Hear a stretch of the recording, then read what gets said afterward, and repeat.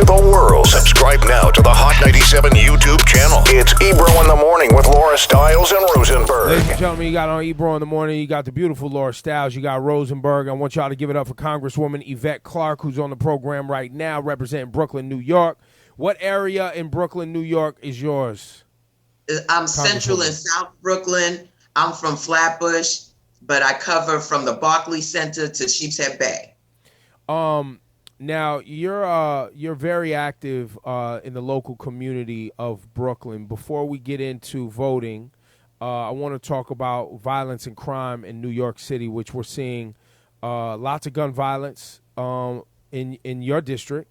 As well as, a call from the neighborhood for police to have more accountability, more transparency. You've been a part of those conversations.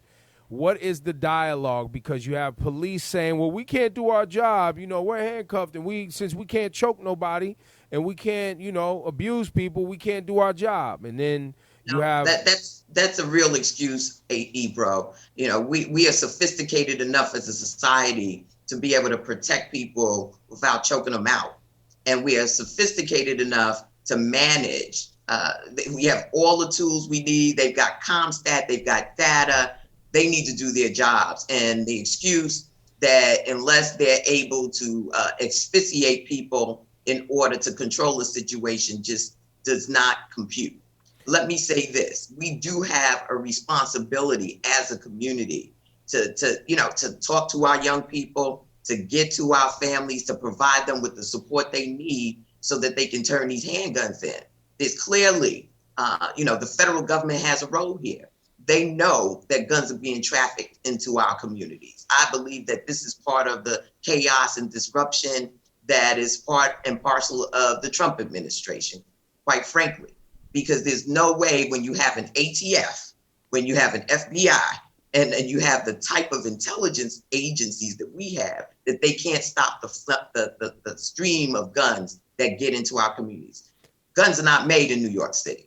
So let's focus there, because what you're saying is the same thing the mayor of Chicago is saying. It's the same thing Philadelphia politicians are saying. It's the same thing that's being said in Georgia. It's the same thing that's being said in major cities around the nation, which is the violence problem on the street is not because the police have been made incapable of doing their jobs, because the community has asked for more transparency and there's been conversation of the fund reallocation to other ways of safety. It is directly tied to the trafficking of guns from states where buying a gun has loopholes and is very easy. Is there also a tie here to COVID, unemployment, and these other things that you're seeing in the data? Absolutely. I mean, listen, folks are in despair right now. Some folks are real desperate right now. And that's a deadly combination. We believe that a lot of the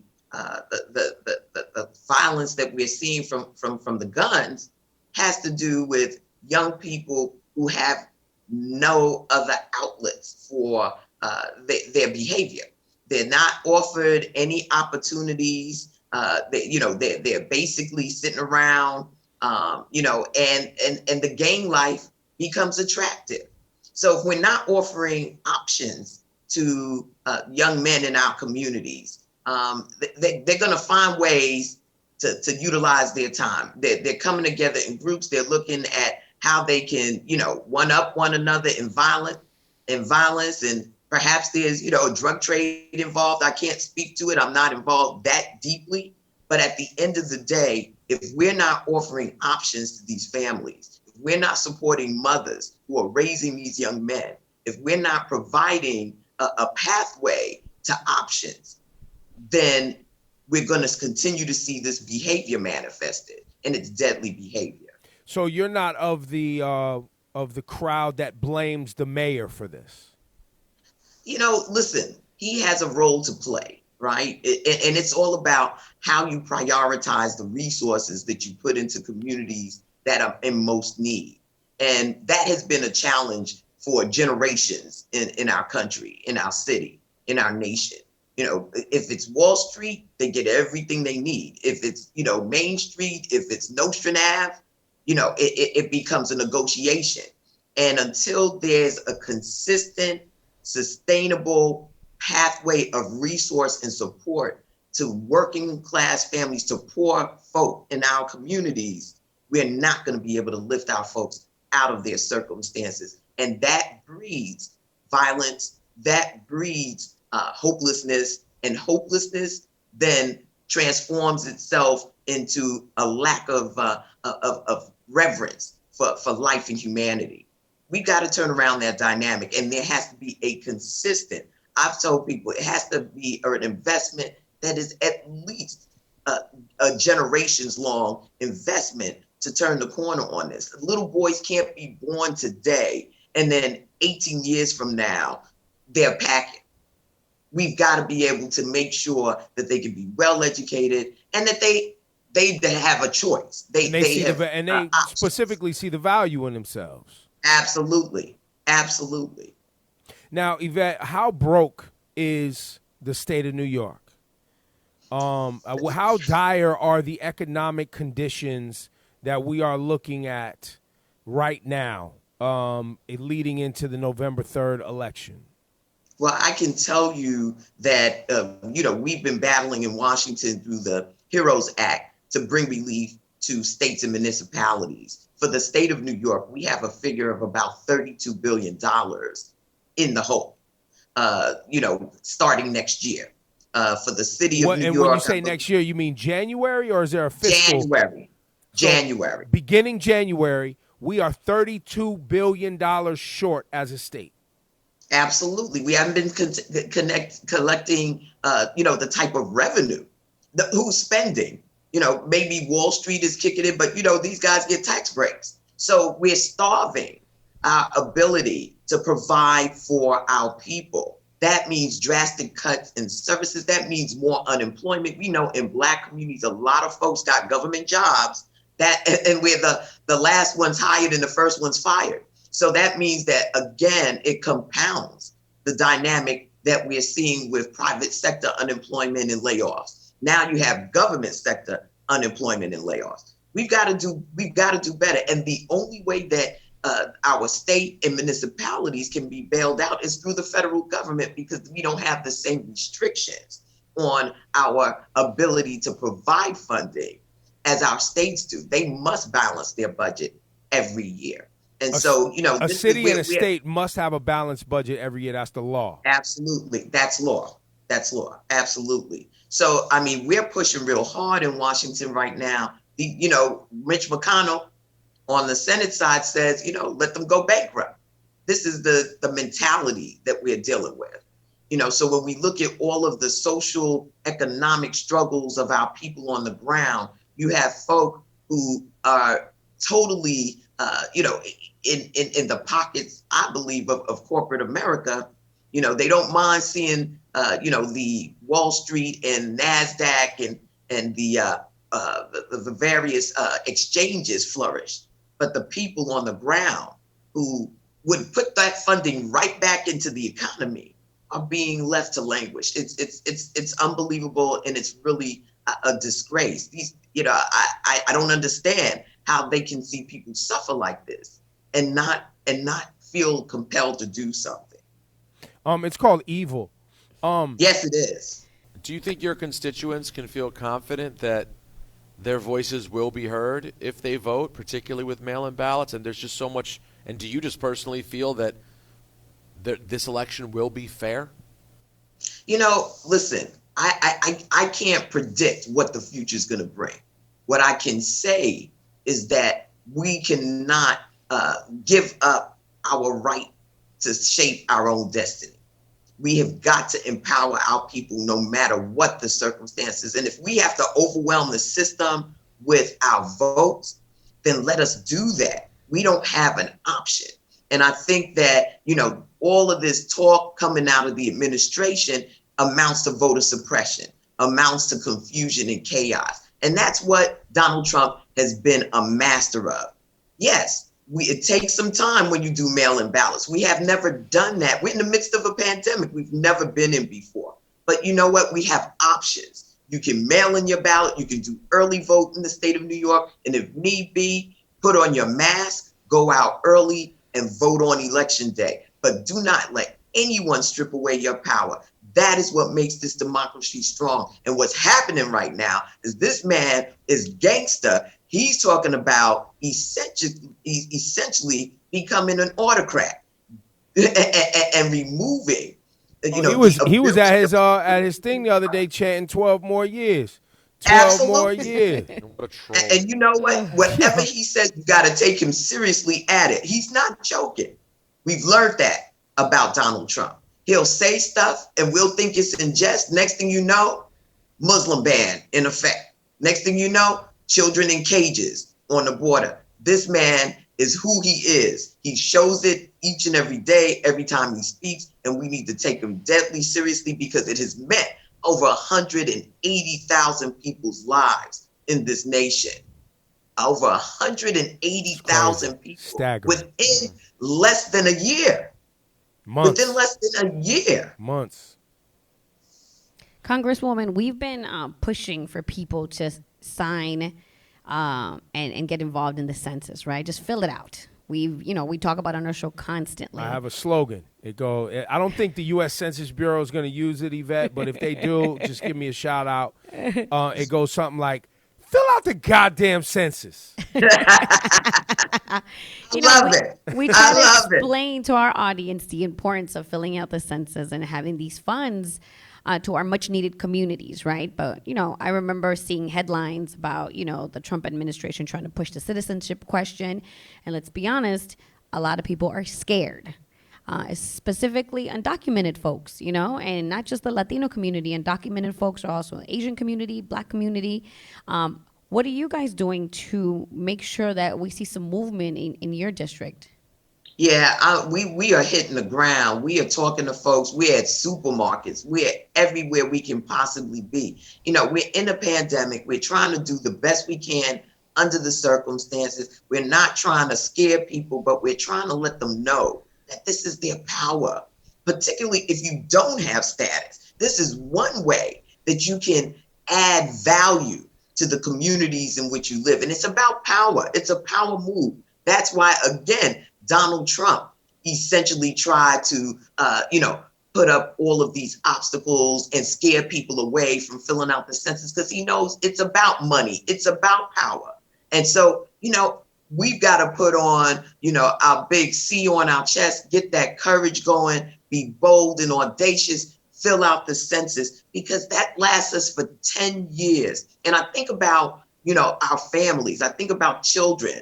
Today you're 8 years old, while the census is over for 2020 and we're in 2030. We'll have 10 years. That 18-year-old now has not had all of the resources they have needed in order to live a fulfilling life that we could have given them if they had only said they were here. And I keep telling people, listen, you damned if you do and you damned if you don't. You better be damned if you do, because when you don't, you're giving your power over to others. And this is one of the few ways that as a resident of the United States of America, you can exert power. So I tell people, just like the song says, money, power, respect is the key to life. Wow. Yo, we just played that this morning. Yo, I think about that song every day.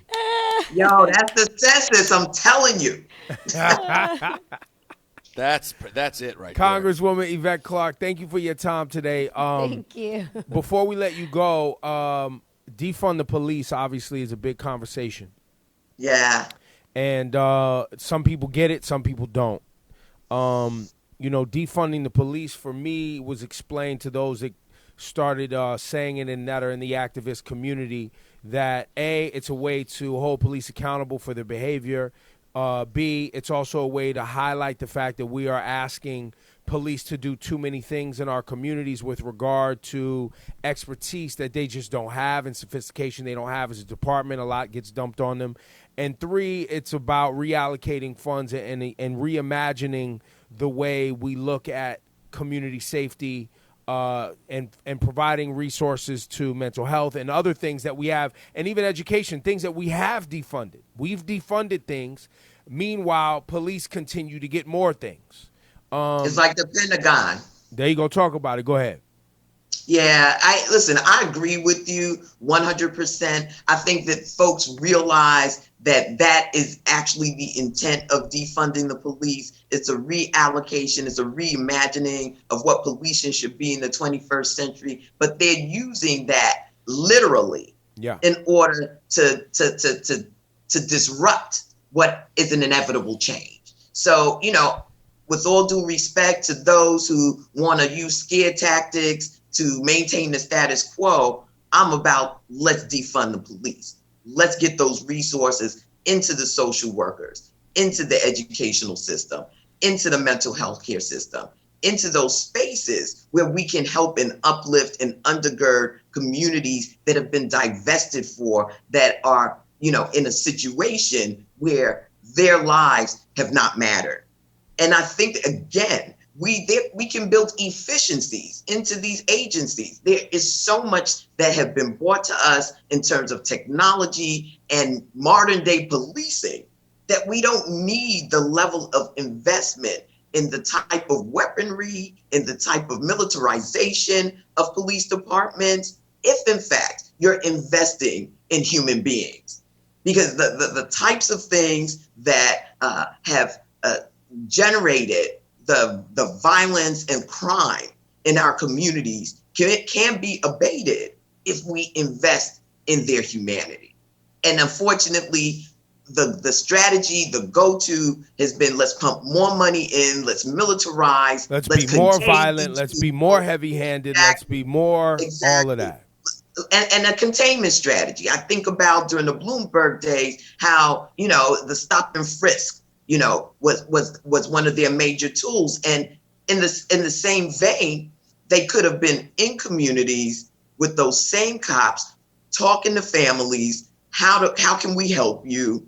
What are the things that need to be done? But no, it was a reactionary. We need to be proactive, and resources need to be poured into these communities. Yeah, and so, police aren't equipped to fix socioeconomic issues. Absolutely not. But they're sent in many times to have conversations. They can't help provide jobs. They can't help provide education. They can't help make you have a better day and a happier day, because of lost pensions or these other things that you deal with. Absolutely. That's not their role, and they are often burdened with that. Because they are those first responders. Yvette, absolutely. How exciting is it as a black woman and as a politician to see a vice presidential candidate be a black woman in Kamala Harris, and talk about what you're hearing from other black women in your circle and in your life and even in politics around this moment in history? I don't know if you can see it, but my t-shirt says Black Women Lead, hashtag unboard and unbossed. But let me say this, I am so proud and I'm energized to have a black woman in the White House, essentially, as Vice President of the United States. She comes from my generation, so we've had similar experiences. As a matter of fact, we're both Jamaican, and I think that she will appeal to another generation of folk who recognize that as beneficiaries of the civil rights movement, we have an obligation and a responsibility to move an agenda for our communities and by extension, for the wider civil society that addresses the inequities. It's about equity. We talk a lot about social ills, but a lot of it is rooted in the fact that there's been such inequity, whether it's in business, whether it's in education. And I know that Kamala gets that.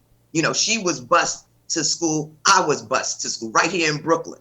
You know what I'm saying? So she understands that children oftentimes in the past have had to go to other communities because schools were segregated. And here we are in the 21st century, in New York City schools still remain segregated, right? She's someone who recognizes that the criminal justice system is antiquated. It has grinded up our people. It has been profited off of us, in our labor, and that needs to be transformed. But that means that we go back to the root causes, we go back to those communities, and there needs to be investment. She recognizes that, hey, major hurricane just came through Louisiana. If we're not dealing with climate change, if we're not dealing with the issues of modern day USA, we are condemning our young people and this next generation's coming up behind us to an intractable situation where life will be unbearable. She understands in the midst of this pandemic, if we don't get our public health infrastructure together, if we don't help our folks to navigate and come out of this the other side with the medical support that they need, having been exposed to this virus, that we are condemning, again, another generation to a vulnerability with respect to their health. I think for women, I think for Black women, I think for women of varying ethnicities, because again, on the other side, she is from, her people are from India. She is appealing and people look at her and say, you know what, that could have been my daughter.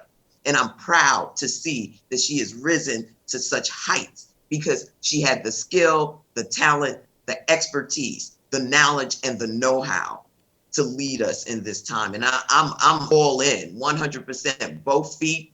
I'm marching, I'm moving, I'm raising money, I'm doing whatever it takes. And I think that she is a great companion to Joe Biden. This Joe Biden comes from a whole nother generation. And that generation has had to pivot. You know, he's been going through growing pains, trying to be as contemporary as possible. But certainly, you know, Kamala will be able to bring that balance to the dynamic. I think about the yin and yang of President Obama and Joe Biden. And I think that she will fill that same role, that ability to bounce off ideas and then go implement them as charged by Joe Biden to do so, to bring our communities, our nation into the 21st century. And that's what we're battling right now. How do we actually bring our nation into the 21st century and leave the status quo of the 20th, the 19th, and the 18th century behind? This is the time. And Congresswoman Yvette Clarke, everybody make sure you get out, vote early, vote by mail. You know, do whatever you can because it's a serious time. Thank you for your time today. Shout to Jamaica, shout to Brooklyn. You know what I mean? Yes, man. It's a pleasure. Thank you all. Laura Stiles, Ebro, Rosenberg. I'm a fan. Yo, so. Yvette, is it a pear or is it an avocado? It's a pear. Oh, my God. See you later. Bless up, everybody. One love. See you later. Thank you, Yvette. Thank you. All right.